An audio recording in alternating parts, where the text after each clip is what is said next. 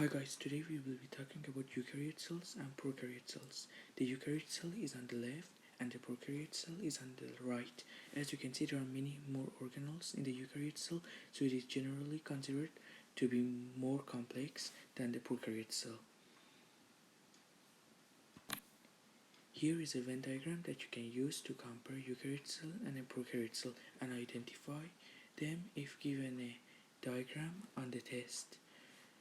Here, the eukaryote cell, as you can see, have a nucleus and the linear DNA is held in the nucleus. They also have membrane-bound organelles. For example, they have a chloroplast and a mitochondria, and they are typically much larger. Prokaryotes, on the other hand, have a nucleolide, which is where the circular DNA is located. They also have no membrane-bound organelles, and they are typically much smaller. But they both have many similarities. For example, they have chromosomes and they have DNA as their genetic material. They also have ribosomes to make proteins, and they have a cytoplasm and a plasma membrane. Here is a typical bacteria. For example, it could be the bacteria living in your intestine. Bacteria are prokaryote cells. All prokaryote cells have a plasma membrane to let molecules to diffuse in and out of the cell. They also have a nucleolide, which is where the DNA is located. They also have ribosomes, which are the red circles, and they help make proteins. They also have a plasmid, which is the DNA, which is not part of the nucleolide. There is also the cytoplasm, which everything floats on. Some bacteria also have a flagellum and a cell wall. Here is a eukaryote cell, and it is, as you can see, it is more complex. It could be a heart cell in your heart. For example, it has a nucleus, and it is where the nucleolides and the DNA material is located. It has a cytoplasm, ribosomes to make proteins. It has a cytoskeleton, a mitochondria, and a peroxisome. So mitochondria and peroxisome are both membrane-bound organelles. So you can say that eukaryotes have membrane-bound organelles. They also have a Golgi body, and animal cells have lysosomes. There is also plasma membrane, which allows molecules to diffuse in and out of the cell. They also have an endoplasmic reticulum. Here are two specialized type of plant cells. The top is root hair cell and the bottom is leaf cell. The function of root hair cell is to absorb water and minerals, so it has a large surface area.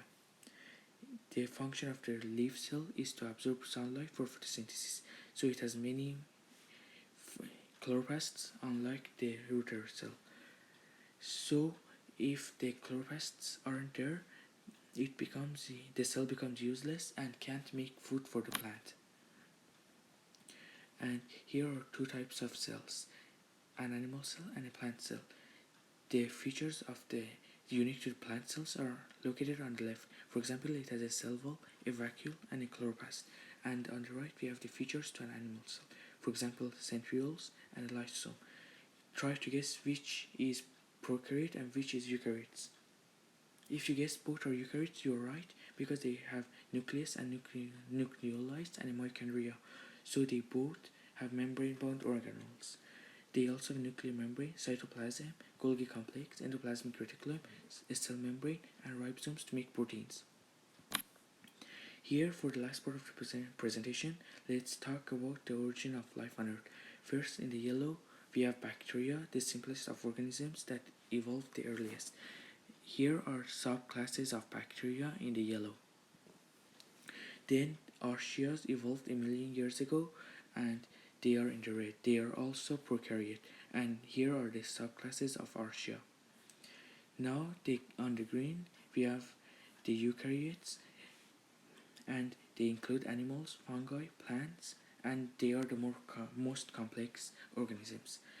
An interesting fact is, even though archaeas are prokaryotes, they are more related to eukaryotes than bacteria, because they share a recent common ancestor together. Now, for the last part, I just wanted to thank you guys for watching.